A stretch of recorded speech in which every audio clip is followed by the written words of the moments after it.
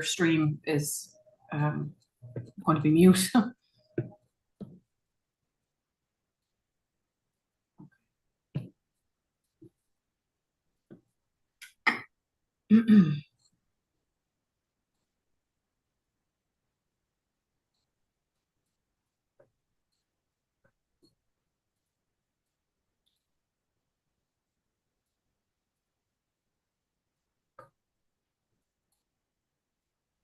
Taking its own sweet time, but we're nearly there.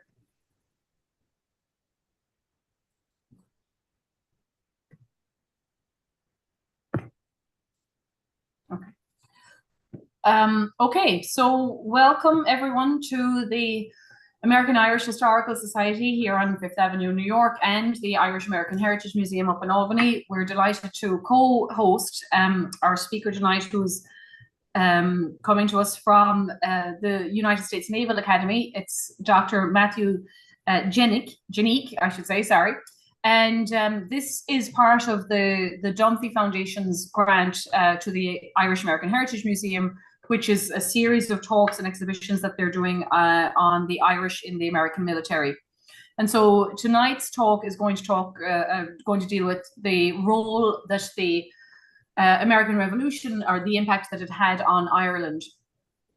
Professor Dziennik, he's a historian of the British Empire with a special interest in military recruitment in the 18th and 19th centuries. His work typically explores ethnic, religious, and racial diversity in the British Army and how non-English recruits often shaped the military priorities of the empire. He was educated at the University of Edinburgh and came then to teach at the United States Naval Academy in 2016 after receiving postdoctoral fellowships at the New School University and the University of Saskatchewan. So those are loads of consonants for me tonight, but I'm going to hand you over now as usual. Those of you who are online with us, well, we already have chats, great. You can ask questions in the Q&A or the chat feature. I'm hoping you can hear me. Sometimes my microphone isn't great, but I won't be doing most of the talking anymore. So use the little chat or Q&A feature at the end, and we'll log the questions, and Dr. Dziennik will answer them at the end. So take care, everyone, and thank you for joining us. And welcome, Matthew. We're delighted to have you. Thank you. Thank you so much. I just as Dr. Stack says, we'll kind of get all the questions in order, and we'll deal with it at the end. First of all, I obviously want to thank Dr. Stack for having me speak. I'm extremely gratified, and I'm really looking forward to doing this. I think the first thing we obviously have to deal with is the elephant in the room, which is the accent. I am afraid, yes, I am a Scot, not exactly a disinterested party in terms of the history of Ireland. You know, it's funny, like one of the first things Robert the Bruce did in 1315 when he defeated the English at Bannockburn and asserted Scotland's independence from England was he sent an army to conquer Ireland. So, as I say, not exactly a disinterested party here. But if you will forgive the land of my birth and the transgressions of my countrymen, I hope at least this will be a really interesting kind of take. I hope at least it offers you something new on the history of Ireland and its relationship with the American Revolution. So, like, to get going, to get straight into it, most people with a kind of active interest in the history of the American Revolution are familiar with the role of the Irish in facilitating American independence, often driven across the Atlantic in search of opportunities not available in Ireland. Both Catholic and Protestant Irishmen were active participants in efforts to rid the American colonies of British authority. And just to give you a kind of quick sense of some numbers here are the approximate numbers and origins of migrants into the 13 colonies in the 18th century. And you can see, while the majority are, of course, enslaved Africans, it is both Ulster Irish, the so-called Scots Irish, and, of course, people from the rest of Ireland, who are the largest group of white immigrants to the colonies. So they are significant. And American revolutionaries were, of course, very aware of what the importance of the Irish and their contributions to the revolution. Congress actually published a pamphlet in 1775 deliberately aimed at Ireland and arguments to get Ireland involved in the American cause. And in 1780, George Washington declared a day of Thanksgiving on St. Patrick's Day to celebrate the contributions of Irish migrants to American independence. As he acknowledged on that day, they had attempted to restore to a brave and generous people their ancient rights and freedoms. The support of the Irish to American independence is such that for some historians, the American Revolution should not even really be viewed as an American Revolution. It should, in fact, be viewed as an Irish Revolution in America. And, you know, I'm not going to explicitly dispute this. I have some thoughts on that, which are not necessarily positive. But what I want to do today is something slightly different. I want to look at a different story. I want to look at the impact of the American Revolution upon Ireland. This is a much less well-known story, and while I'm obviously very cognizant that this presentation is part of the Dunphy Foundation on the role of the Irish in American military history, I will obviously focus on military aspects overwhelmingly, but I do also want to tell a story of the importance of the American Revolution outside of America. I basically want to kind of, as I go through Ireland's involvement from 1763 through to the end of the 18th century, I basically want to make kind of three arguments. The first is that the American Revolution obviously had a huge impact beyond the original 13 states. You know, and we often look into European history to try and find the origins of American events. You know, America was this because of the immigrants who came. But there was significant American consequences on the rest of the world well before American intervention into the First World War in 1917. So it's part of that story I want to explore. Secondly, it's really important, I think, to appreciate and understand the British Empire. Now, we're very well used to kind of images of the British Empire in the period and of British soldiers as these kind of stormtroopers of empire marching in nice, great, straight, long lines into the muzzles of Kentucky long rifles, destined to try and submit the poor citizens of the galaxy to, I mean, not galaxy, America to the oppression of Britain. But I think looking at Ireland in the context of Britain and British authority over Ireland really kind of helps explore how Britain thought about the American Revolution and how Britain reacted to the American Revolution. That's important. Finally, I want to suggest that looking at the American Revolution's effects on Ireland really reveals a much more complex story of American independence in the kind of broader world. Now, we obviously see the American Revolution as this grand quest for liberty and freedom, and that's entirely correct that we do so. At the same time, the second and third order consequences, something I talk to midshipmen about all the time. You know, a decision is made in history, but it's often the second and third order effects, the unforeseen consequences that are really some of the most influential. Well, some of the second and third order consequences of the American Revolution were much more ambiguous and much less a story of liberty than they were of complexity. So that's effectively the story I want to tell today. The importance of the American Revolution outside of America, and specifically on Ireland. The importance of understanding the British Empire and Ireland's place within that. And of course, the second and third order complexity of the American Revolution in Ireland. So let's get right into it. Let's begin with Ireland in the years leading up to the shot heard round the world at Lexington and Concord in 1775. To say 18th century Ireland was a complex place is like the understatement of the year. The legacy of plantations and rebellion and civil war in the 17th century had really left a legacy of dispossession and exclusion in Ireland.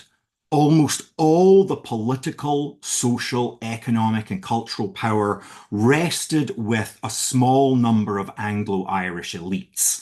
No more than 10% of the population, these were adherents of the Anglican Church of Ireland, and they basically controlled Ireland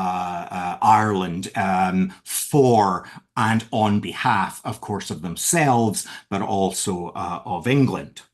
Anglo-Irish dominance was sustained by a series of what were known as the penal laws. These were effectively laws encompassing things like inheritance, land ownership, legal rights, political opportunities, religious freedoms that excluded both Catholics and Protestant dissenters, people like Presbyterians in the north of Ireland, about 90% overall of the population, from public life. Effectively, British authority in Ireland balanced on this precarious knife edge of Catholic exclusion and Protestant discontent, or Presbyterian discontent, it might be slightly more accurate. Britain's approach to American claims to political and economic freedom after 1763, when American claims about their rights and liberties really start to gain traction, have to be understood in the context of Ireland. Like America, Ireland had been settled by Protestant settlers from the British Isles, who retained certain privileges, political privileges and economic privileges, in return for acceptance of the authority of British rule in London. Americans and Irish both had their representative assemblies. You know, obviously in what became the United States, you have things like the House of Burgesses in Virginia. In Ireland, you have the Irish Parliament, pictured there. This is around 1780, so slightly after the period I'm immediately talking about. But both Irish and Americans have these representative assemblies. They also remain, both Ireland and the American colonies, remain connected to Britain through these crown-appointed governors and viceroys. And neither Ireland nor American colonies could pass laws without the assent of the British Parliament. Like America, Ireland also fell under the Navigation Acts that effectively made it illegal to undercut British industries, and that effectively subordinated Irish commercial growth to the needs of mainland Britons, who were, of course, represented at Westminster. When the Westminster, so understanding in a sense that when Britain looks at America, it is also looking at Ireland, because first of all, Ireland is closest, but the British also think about the American colonies in much the same way that they view many Irish problems. It's important to understand how the mindset in Westminster and in the corridors of power in Britain is really operating. When the Westminster Parliament asserted the right of the Westminster Parliament in London to legislate for the colonies in, quote, all cases whatsoever in 1766, the model that they took for that was the 1720 Irish Declaratory Act, which had done exactly the same. In other words, yes, you have your own representative assemblies, but we in Parliament, here in Westminster, here in London, have the right to pass legislation over the heads of your representative parliaments and assemblies, regardless really of what you think about them. Under such circumstances, it's really little surprise that Irishmen of all denominations kind of chafed under the yoke. It is tempting to see American revolutionaries as some of the most radical individuals on the planet in the 1760s. But to a large extent, a lot of their arguments were really old hat to a lot of Irishmen who had been dealing with these same problems effectively for a century, not quite, sorry, no, a half a century before Americans get round to making similar arguments in the 1760s. By the 1730s, there was an important group in the Irish Parliament known as the Irish Patriots, and they had become increasingly critical of things like the British Navigation Acts, British fiscal policies, and British control over the appointment of judges in Ireland.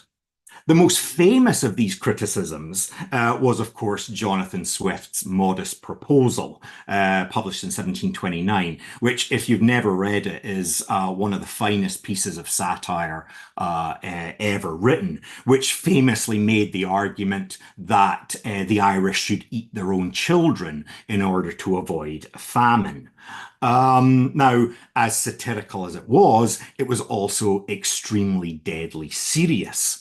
The worst famine in Irish history is not the famous Gortamor, the great famine of the 1840s, but a famine that happened 100 years earlier in the 1740s, which killed approximately 20% of the Irish population, compared with the great famine of the 1840s that probably killed between about 12 and 15% of the Irish population. So there's obviously good grounds for Irishmen to be extremely negative about the consequences of British authority in the island.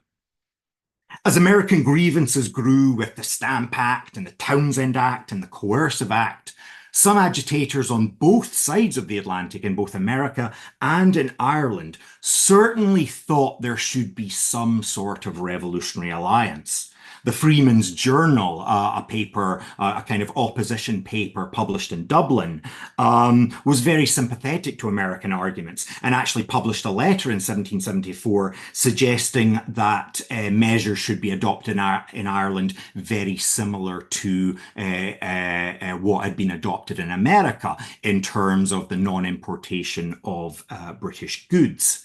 Figures such as Sir Edward Newnham, who I'll come back to in a little bit, openly championed the American cause and gave and attracted large followings and actually made unsuccessful efforts in the Dublin Parliament to disprove Britain's use of force to suppress the American Revolution. American revolutionaries assumed that conflict with the mother country would find willing allies among the Irish. The Continental Congress assured the people of Ireland in July 1775 that their quarrel was with the British ministry, not with them, stating explicitly, "Your Parliament," in other words, the Irish Parliament, "have done us no wrong." The revolutionary aim of creating, quote, "an asylum from poverty and oppression," end quote, was also outlined as being of the greatest relevance to Ireland, where, quote, "the tender mercies of government have long been cruel to you," end quote. But the idea that similar oppressions made Irishmen and American revolutionaries effectively bedfellows, I think misses what was also very different about the two places. For all the disputes between the different colonies, Anglo-American elites, whether they be from Massachusetts or from Virginia, were a relatively coherent bunch who shared an awful lot of similar kind of political, economic, and religious worldviews. This was not the same for Ireland, where Protestants were deeply divided, not only by sect, but by the rights that they could expect based on the sect or the type of faith that they adhered to. By a policy of divide and rule, the British had been very clever to ensure that the Irish would find little to actually unify over. The British knowing fine well, based on the Roman model, that so long as people were bickering amongst themselves, there was less likelihood that they were going to attempt any revolution against British authority. What is more, American revolutionaries actually did not do themselves any favors in attracting Irish support, in part because a lot of their views of the problem with Britain were based off of 17th century ideas about the tyranny of the crown. And the idea of the tyranny of the crown very much came back to James II, who had been the King of Scotland, England, and Ireland prior to the Glorious Revolution in 1688. Now, James had been a Catholic, and that had been one of the principal reasons he had been kicked off the throne and replaced with William of Orange. And an awful lot of American revolutionaries saw in the efforts of Parliament and George III in the 1760s to pass legislation on them from London as basically a return to Catholic absolutism. And the most obvious example of this was the Quebec Act of 1774, that basically made it permissible for Catholics in Canada, who had been conquered by the British during the 7 Years' War, to practice their religion freely. And this was seen by many Americans as effectively evidence that the British Crown and Parliament was returning to this kind of 17th century tyranny. This meant that it was not exactly likely that American revolutionaries would be all that, or American ideas would be all that appealing to many Irish Catholics. Protestant revolutionaries claimed, for example, that Britain's aim was to offer, quote, toleration to the papistical religion, and that, quote, to submit to such a law would be betraying our religion, the consequence of which would be the loss of life, confiscation of goods, corruption of blood, and a reduction to beggary of our wives and children, end quote. The people of Stamford, Connecticut saw British measures as, quote, an attempt not barely to destroy our civil liberties, but an open declaration that our religious privileges are to very soon be abolished. Now, so of course, these profound declarations of religious liberty, as important as they were to an extent built on the foundations of a relatively virulent anti-Catholicism. Perhaps more importantly than, say, cultural or religious differences was the plain fact that both politically and geographically, Ireland was located much closer to Britain than the American colonies. Now, obviously, for anybody who's ever looked at a map, this is a fairly obvious thing, but it is worth saying.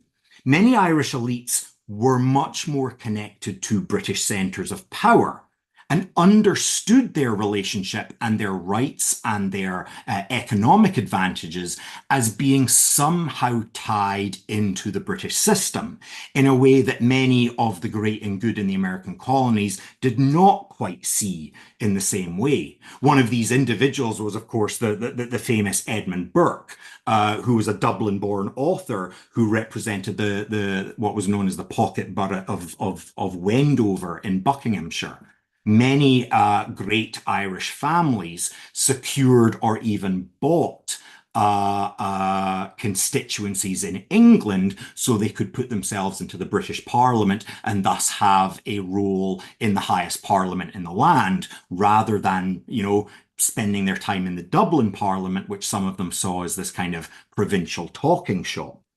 Now, Burke, of course, is extremely famous, not only for the power of his oratory, but also for his defense of American liberties. So it's not to say that just because you were in the British Parliament didn't mean that you were pro suppressing the American Revolution by force.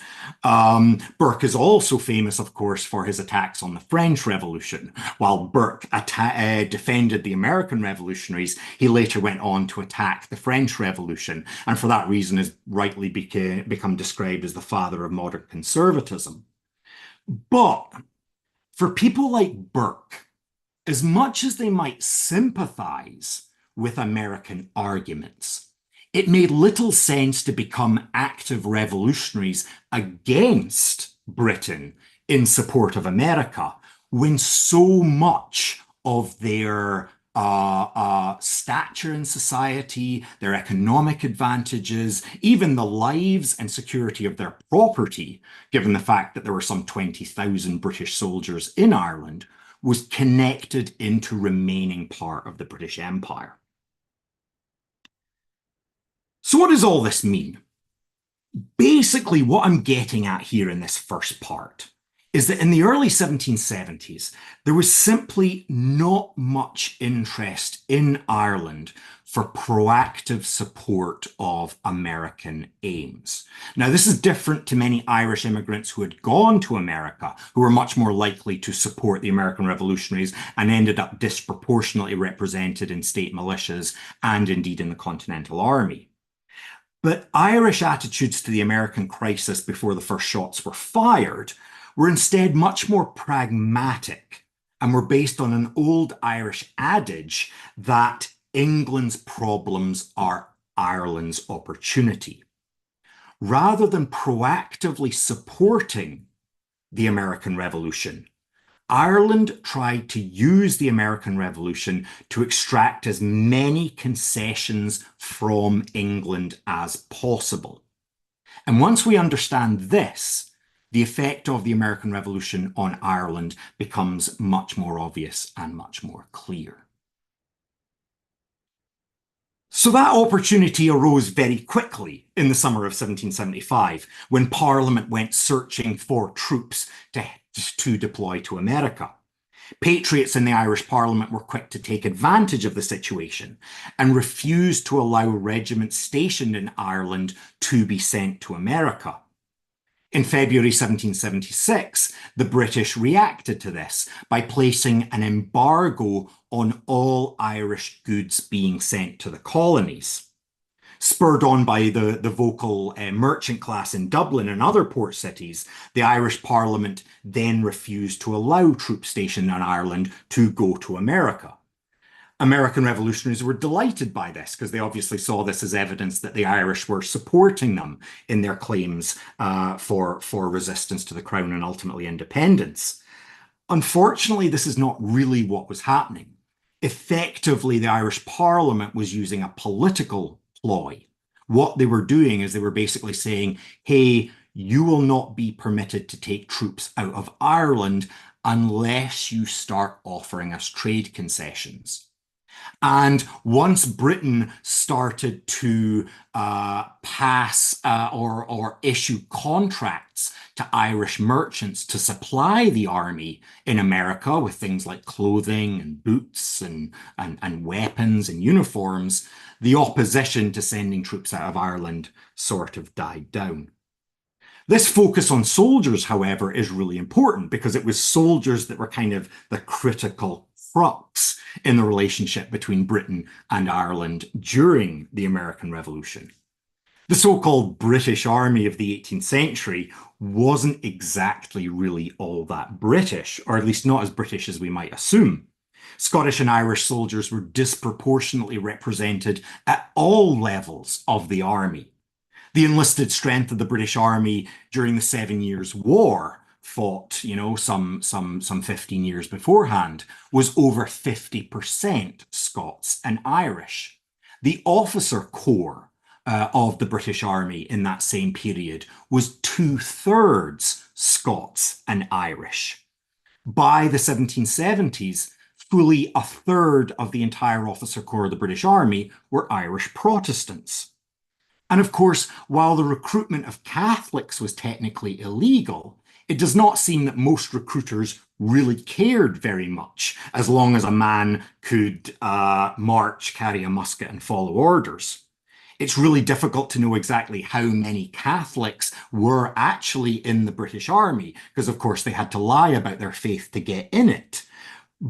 But there is some circumstantial evidence that huge percentages of British soldiers sent to America during the American Revolution were Irish. It was said, for example, that the 15th Foot was almost entirely Irish Catholic, at least amongst the rank and file. And it's not really that hard to understand why. The English wanted to protect their own industries. So to recruit men from industrial cities like Birmingham, Manchester, London didn't make much sense to them. It made much more sense from the perspective of the London government to go to places like rural Scotland and rural Ireland to find your soldiers, who it was thought were much more expendable. The second reason was really much more political, and that was standing armies were something that were very much frowned upon in British political culture. And of course, America's difficulty with standing armies that becomes written into the Constitution in 1787 borrowed very much from this British tradition. The British don't like standing armies, for the simple reason that it's often seen as a tool of the crown to oppress the liberties of the subject. So the British found a solution to this. Rather than placing regiments in English towns, they placed them in Irish towns. And so whenever, the public went out into an English town, you wouldn't see too many soldiers. If you were Irish, you would see a lot of soldiers. But of course, that didn't really matter because you were represented in the Irish Parliament in Dublin and not in the British Parliament in Westminster.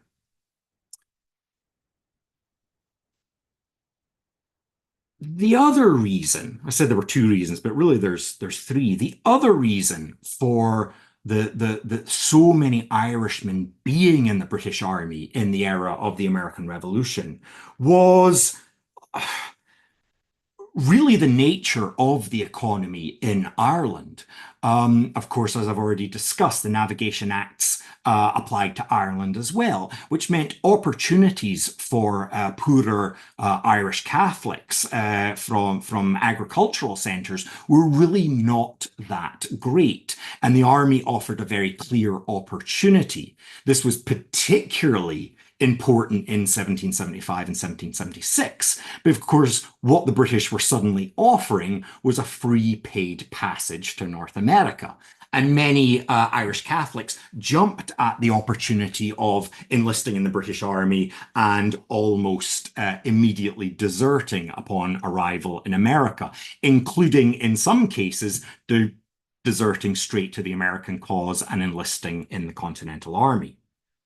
Lieutenant Governor Boole of South Carolina told the Earl of Dartmouth, who was the American secretary at one time, he was worried about arming recently arrived Irish immigrants in America on the grounds that, quote, many of the poor Irish may have been white boys, hearts of oak or hearts of steel, which were militant agrarian groups, and who have been accustomed to oppose law and authority in Ireland. John Campbell of Straur, who commanded British forces in West Florida, was similarly concerned that many of the units under his command were composed, quote, chiefly of Irish vagabonds, whose natural fickleness and instability will cause them to desert. So in other words, there are opportunities here for the Irish to take advantage of the military system. There was also something else, however. Many prominent Catholics saw opportunities in loyalty to King George. In the 1750s, leading Catholic pamphleteers, such as Charles O'Connor, had begun to push for declarations of loyalty to the British Crown in hopes of relaxing the penal laws. In effect, Catholic individuals such as Charles O'Connor and people like John Curry recognized that if they could demonstrate their loyalty to Britain during the American Revolution, they might be able to extract political concessions from the British state and greater religious and economic liberties for Catholics in Ireland. And there is some evidence to say that this approach was not entirely deluded. a quid pro quo was actually arranged in 1778. Irish soldiers for political concessions. In other words, a relaxation of the penal laws. What became known as the Catholic Relief Act of 1778 permitted Catholics to lease land for 1,000 years and to inherit property, something that had been denied to them for the previous 60 years. It was a remarkable event. In effect, for the first time since the Glorious Revolution of 1688, Irish Catholics were explicitly being granted rights that had previously been denied to them. Now, I don't want to suggest that this suddenly means that Catholics were, overwhelmingly supportive of the British state. They were absolutely not. But it does mean that there was an understanding, there were reasons why Catholics might end up in the British military. And this is all, of course, part of this effort to extract concessions from the British state. The British state is fighting the American revolutionaries. It's not going that well. The British Empire needs soldiers, and the Irish are finding ways to exploit this. So in other words, the impact of the American Revolution on Ireland, first and foremost, is to permit the Irish to find ways of advantaging the situation. Efforts to extract concessions from Britain were even more common among Irish Protestants. In effect, it's possible to argue that the American Revolution was deeply significant to Ireland, not simply because of American ideas, but because of the nature of the war, and specifically British defeat. As Britain struggles to contain the American rebellion, as France enters the war in 1778, as Spain enters the war in 1779, and as the Dutch Republic enters the war in 1780, it is increasingly obvious that Britain is facing defeat in America. And as a result, it becomes increasingly easy for Ireland to push for political concessions from the British. And a key part of that is what's known as the volunteer movement. The volunteer movement was effectively a kind of locally raised army. As British regiments are taken out of Ireland and sent to America, there are fewer and fewer British soldiers in Ireland. And when France enters the war, the risk of an invasion of Ireland by French forces becomes increasingly obvious. So the Irish start to raise local units known as volunteer companies in order to ostensibly defend Ireland.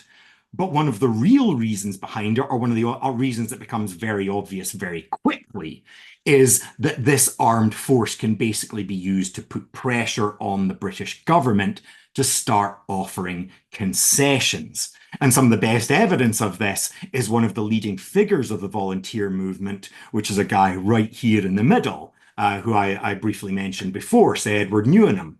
So Edward Newnham was probably the most pro-American Irishman of the era, at least those in Ireland. In 1778, he actually starts to build a monument to Washington and American independence on his own estate in Ireland. A kind of thing that was like obviously deeply provocative, but it was on his own land, so there was nothing that could be done about it. The volunteer movement eventually recruits somewhere in the region of about 60,000 soldiers, and they're largely armed and equipped at private expense, which means compared with the kind of, unfit soldiers and in tattered uniforms that remain in Ireland as part of the British Army, this volunteer movement looks extremely impressive. And they have quite a bit of political muscle. By 1779, there is a very real possibility that the volunteer movement is going to effectively become the only credible military force in Ireland. And on the 4th of November, 1779, the image that's depicted in this painting, the Dublin Volunteers paraded en masse in the city, demanding an end to the Navigation Acts. With no troops left to spare, because obviously everybody's in the West Indies or in America, fighting the French and Americans, the government in London had no option but to concede. Over 100 years of Navigation Acts issued against Ireland disappear overnight with this. And with this victory, things really start to move quickly. The Irish patriots start pushing for legislative independence as well. In other words, having an Irish parliament that is not subject to the rules imposed by the Westminster Parliament. News of Cornwallis's defeat at Yorktown in October 1771 accelerates this process, and the volunteers arrange a grand convention at a place called Dungannon in Ulster in February 1782. Here, they resolve and vote on approving the political independence of the Irish Parliament from the Westminster Parliament. And of course, similarly, the British don't have any troops to do anything about this. And they effectively agree. The incoming Rockingham administration, which is far more liberal than the outgoing North administration had been. The North administration had been in power for the entirety of the American Revolutionary War. It gets kicked out after Yorktown. The Rockingham administration comes in. Well, this new Rockingham administration and the administration of the Earl of Shelburne effectively agree. And the Irish Parliament is granted its independence from Westminster in 1782 as well. In other words, the American Revolution, in a sense, has helped make Ireland free as well. The one problem here is that after these economic and political achievements were secure, the heart kind of goes out of the volunteer movement. The same logic that had dictated Irish attitudes to the American Revolution before 1775 take hold. The Irish have won economic freedoms. They've won a certain political independence. So the idea of actually launching or going further and demanding complete sovereign independence from the British Empire is just too far for most Irish people. And as a result, what happens is interest in the volunteers begins to decline. Combine that with the fact that British regiments are returning from America with the peace, any further efforts kind of die a death. So in the last couple of minutes, what were the perhaps longer term consequences of the American Revolution on Ireland? Well, as I say, it is tempting to imagine that American ideals were entirely transformative. And to a certain extent, they are. So figures like Jacques-Pierre Brissot, who's a well-known Girondist in the French Revolution, who's ultimately executed during the Reign of Terror. He famously said that the American Revolution was the mother of the French Revolution. So there's a broad recognition in Ireland and in Britain and France and throughout Europe that the American Revolution has had major consequences on democratic ideals throughout Europe. By and large, however, those democratic influences are perhaps slightly less influential than the kind of pragmatic changes. Once Ireland has its economic freedom, once it has a certain amount of political independence from Westminster, most Irish people kind of make their peace with the British Empire. there's really no reason to try and overthrow it or try and stage an American-like assault on the British Empire. What's more important than the American Revolution in many respects is obviously the French Revolution. It's the French Revolution that really damages and unhinges the relationship between Britain and Ireland, which ultimately results in the famous 1798 rebellion against British rule staged by the United Irishmen in 1798. The 1798 rebellion is a catastrophic failure, but in its aftermath, the British decide that Ireland cannot be trusted to rule itself, and the Irish Parliament is dissolved. From that moment on, there is no reason for Irishmen who are unhappy with the political system to see any other cause than British rule and the rule of their own landlords, who are, of course, tied into the British system. That's really what sets conditions for Irish challenges to British authority in the 19th century, all the way through to nominal independence in the 1920s, and then ultimate independence after the Second World War. But that, of course, is a story for another day. I want to leave you just with the idea that while the American Revolution may not have been as important as the French Revolution in deciding Ireland's fate, not being as important doesn't mean it's unimportant. And the Irish were able to use the American Revolution very effectively to push for their own political and economic concessions from Britain. And I think that's a story that is worth talking about. We obviously talk about the influence of the American Revolution in terms of creating what is today the world's most powerful and influential country. But we should also think about the American Revolution in terms of its consequences far beyond the streets of Philadelphia or the woods and hills of Kings Mountain in South Carolina. I'll leave you with that. Thank you so much for your time and attention. Thank you. Thank you, Matthew. That was brilliant. Let me go in. I see we have questions already. When Kevin wants to know, when did the British military formally become open to Irish Catholics? Was it the 1820s or 30s, and what act allowed this? Yeah, so it's quite complicated. You know, like with any of these questions, it's like you can't actually put an exact year upon it because it differed slightly. You start to see Irish Catholics being recruited into certain formations as early as the 1760s.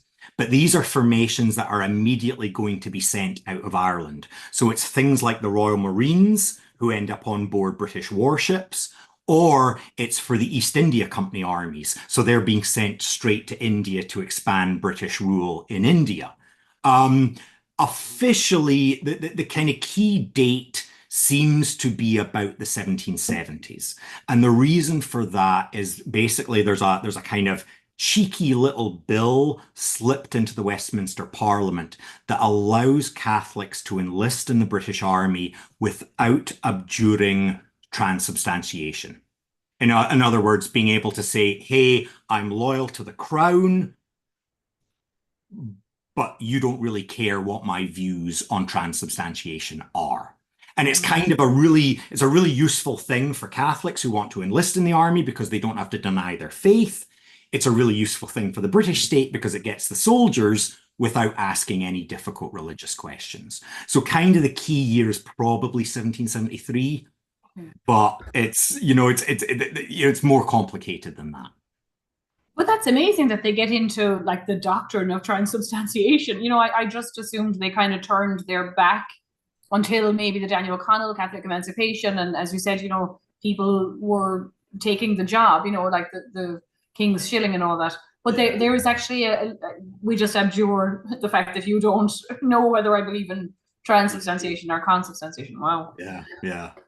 And I suppose, Matthew, you alluded to it, at the start of your talk. Given the numbers, like it's amazing, that Ireland is ruled by this 10%. And then you were saying, towards the end of the American Revolution, that the Navigation Acts are repealed and there are certain concessions, and Ireland looks like it's poised to maybe, get a little bit more independence. And yet by 1800 or 1801, the Act of Union. And so is that because really the power rested in the hands of the 10% who kind of didn't care, or so many of them are killed or exiled after 1798, and again with Robert Emmet? Yeah, that's a great question. I think it's a few things. I think one of the first things to kind of bear in mind now, obviously, giving a 40-minute talk, you've kind of got to smooth out an awful lot of complexities. From our perspective of the 21st century and especially our experience of the Troubles, we kind of associate loyalism with Protestantism and republicanism with Catholicism. And in the 18th century, that doesn't work in the same way.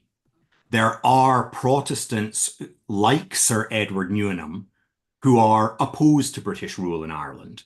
There are also Catholics who are quite happy to have this relationship with Britain if it's in their interest to do so. And so as a result, while you only have this very small minority governing Ireland, there is at least some sort of maybe not appreciation is the wrong word, but an acceptance of British rule throughout lots of different constituencies in Ireland. So I think that's the first thing. The second thing, I think, is, as I was kind of saying at the end, and I rushed it a bit, but the French Revolution really changes the game. And it's really the French Revolution and French attempts at invasion of Ireland that really bring to light an awful lot of the problems of British rule. And the United Irishmen and people like Theobald Wolfe Tone start writing brilliant pieces of political ideals that really illustrate, much like Tom Paine had done in America, that you can argue all you want about the good and bad of British rule, but it is really just the fact that British rule exists that is the problem.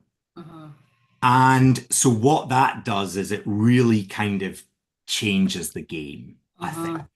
And when 1798 erupts and it is so utterly, brutally suppressed, I mean, more Irishmen die in 4 months than people died in the entirety of the American Revolution in terms of combat deaths.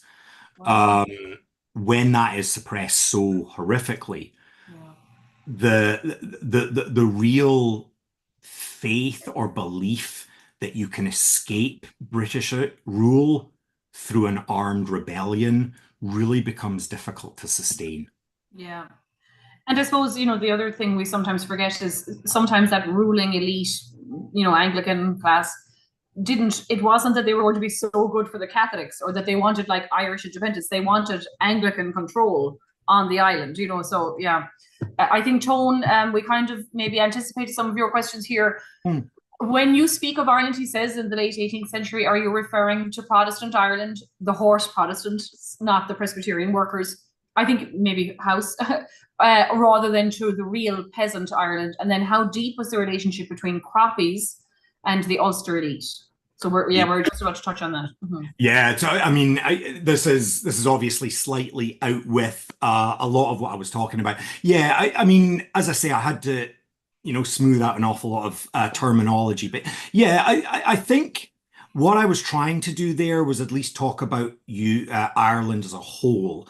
And one of the reasons I like to do that is because so much of Britain's policies in Ireland are deliberately designed to make this huge division between certain religions and certain linguistic groups. And what the United Irishmen do, the croppies, of the 1790s, is they turn around and they say, look, we're not that different. We're all Irishmen. And that's why, the modern Irish tricolour is green, orange, and white. The orange represents the Protestants of Ireland, the green represents the Catholics, and the white represents the peace that exists between them.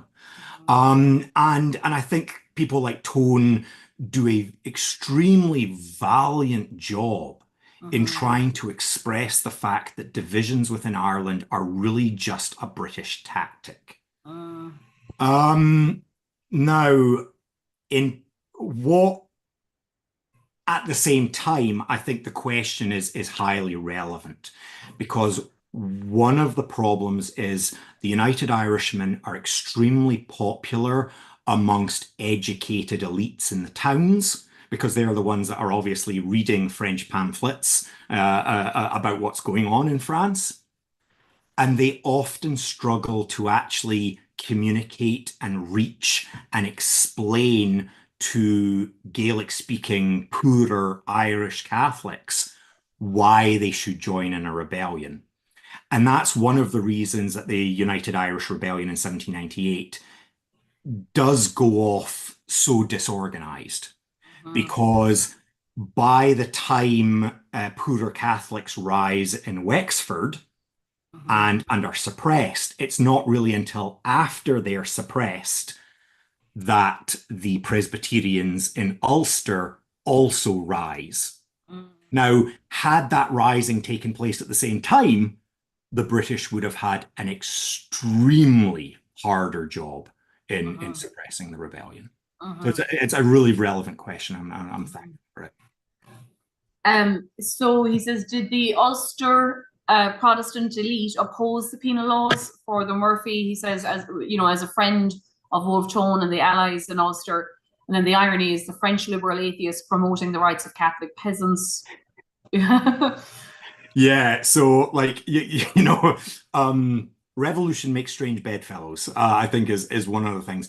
Yeah, so the United Irishmen, the Presbyterian elites in Ulster, at least the ones who are fully supportive of the United Irish platform in the 1790s, they are in favor of repealing the penal laws, because effectively they see the penal laws as a way by which the Anglican Church of Ireland elites control not only Ireland, but them as well.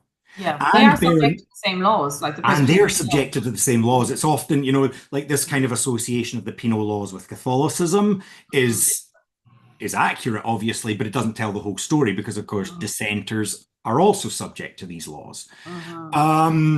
The French angle is really complicated, and I've written a little bit about this. One of the problems is you have all these anti-clerical Frenchmen who see Ireland basically as an excuse to hurt England.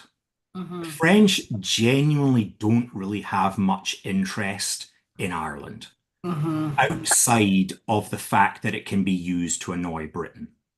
And in fair to the French, the British have been doing exactly the same in France. So what's known as the Vendée insurrection, which takes place in the western departments of France in 1793 through to 1795, part of that is British-sponsored efforts to raise French peasants to fight against the French revolutionaries in Paris.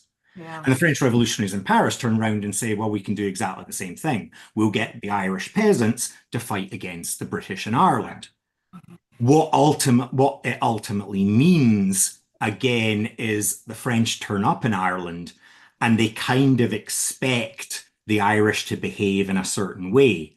And of course, the Irish don't, because the French don't understand them, because the French mindset on Ireland is kind of like Ireland is this backward place of Catholic peasants who we're really only interested in because we can use them to hurt England. And that's not who they're meeting as their potential allies. Yeah. Yeah, and there's some I mean, I don't mean to drone on, but there's some fantastic correspondence between Theobald Wolfe Tone, who spends a lot of the 1790s in Paris, and he's talking with French generals who are going to be appointed to lead invasions of Ireland. And the French generals are saying to him, so, like, do you think there's like an Irish druid we could make king? And and Wolf Tone's going, Horrified. Yeah. yeah, like, have you read anything I've written? Yeah, yeah. So That's yeah. hilarious. Oh my God. Yeah. Kevin is asking, where am I gone? Kevin is asking, sorry, Kevin, I just asked your question again. Can you speak to what you might know of Lafayette's plan to invade Ireland, the scheme of my heart, and was that a real workable concept? Yeah. Yeah, so I will say that I am not an expert on that particular idea. It is something I've certainly come across, but it's not something I really know too much about, and I apologize for that. I'm really happy. I can share my email with you, and I'll follow up for sure. It is certainly the case that there are a number of French invasion plans, one of which actually succeeds in landing French troops in Ireland in 1798. Unfortunately, they turn up too late. But there are all these periodic ideas. Now, in terms of whether it could have been effective or not, I do think that the British landings in the Vendée suggest that it could have been useful. This is not to say that it would have entirely succeeded in freeing Ireland from British rule, but at least from a French strategic perspective, that's not necessarily what they want.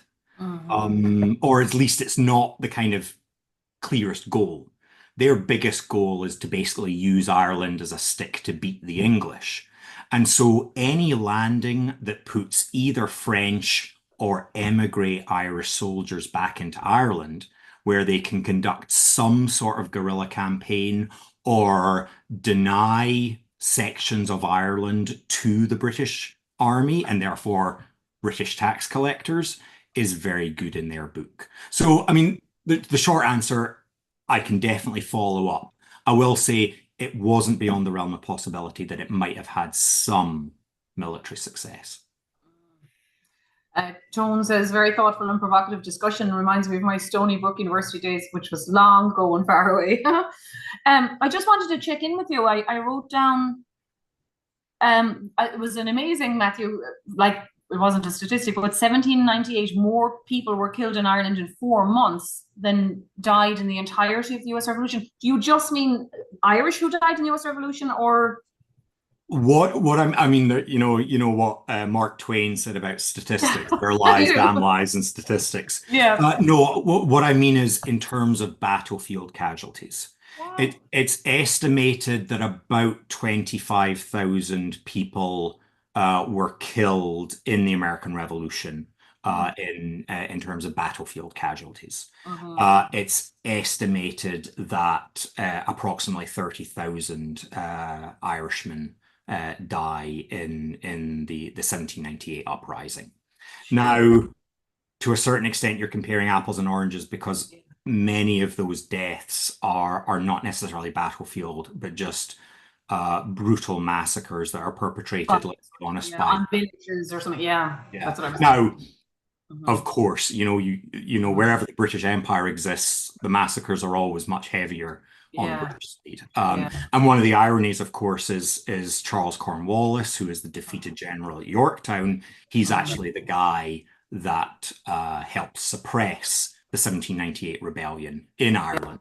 Wow. And of course, given how very strict he had been about what his army did to civilian populations in the American Revolution, what he allows his own soldiers to do in Ireland is just horrifying, and really, I think illustrates to the extent to which British attitudes to the Irish were extremely regressive. Well, and actually, I was going to say that, and I was going to say it also maybe shows you the impact that like tragedy and trauma of witnessing a war and waging a war, but also the he obviously has something to prove. He's kind of come home in shame. He's lost the campaign in America, so by God, he's not going to lose the next campaign. Oh, absolutely. I mean, the one thing you can, like, he also goes to India, and he's he performs actually very, I mean, he's not a bad general. He performs pretty Mm, well in India as mm. well.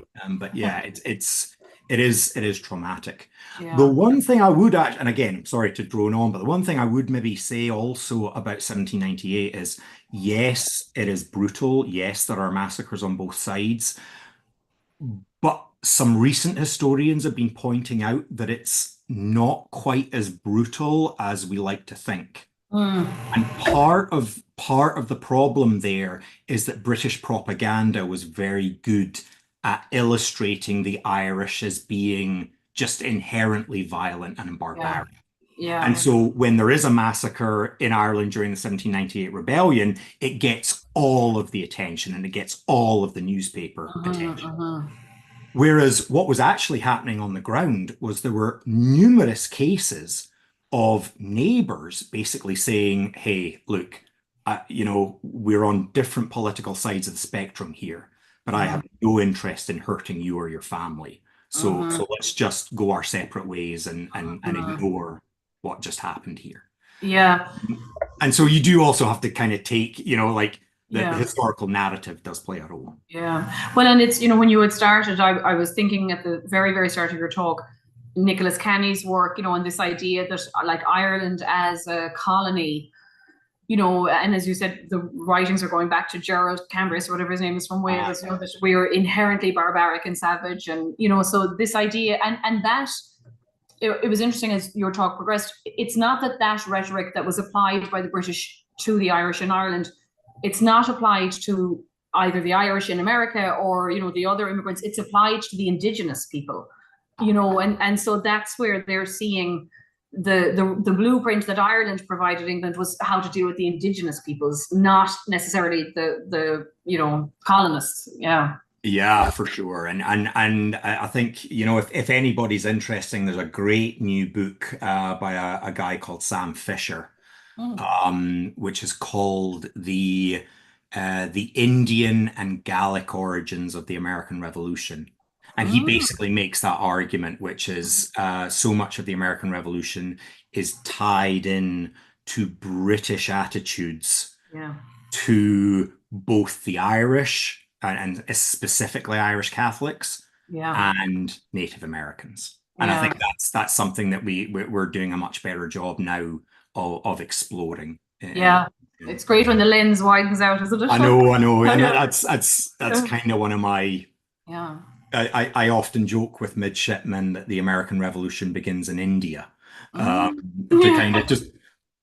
Shake them I mean, up. it's an argument you can make, but it's really Yeah. more to provoke Yeah. them to think in Yeah. much more expansive terms. Well, And if and anyone's it's, interested, I can share that argument. But but I think it's a really good point, because I think, particularly probably for Americans studying it, it looks like it's a homegrown, like we're inherently wanting freedom, and, we're not going to pay the taxes or whatever it is. But actually there were outside forces that were also influencing that desire for freedom, so it's not like you came to America and you breathed fresh air for the first time, it's and wanted freedom and liberty, that was naturally in the water here, kind of. So that's a good point. yeah, We had a talk last year by the Irish-American Heritage Museum up in Albany, had a talk about Vinegar Hill and all that.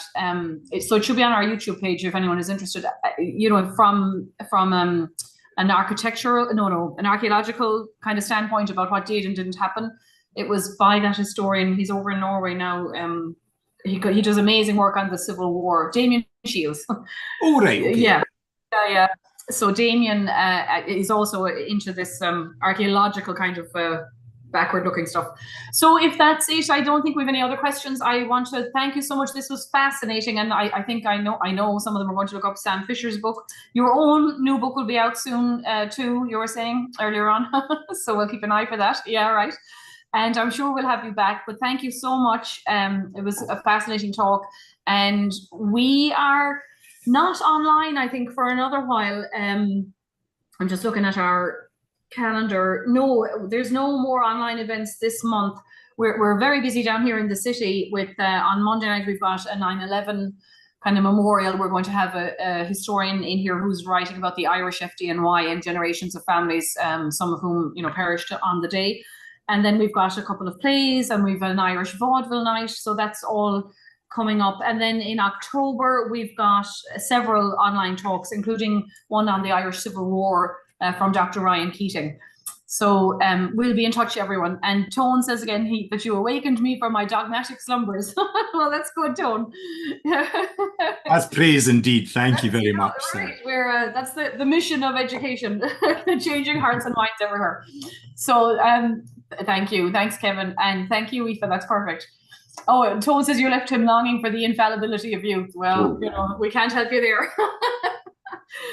So good night, everyone, and thanks very much. We'll see you soon again. And thank you, Dr. Dziennik. That was really, really great. I appreciate it. Very much. Good night.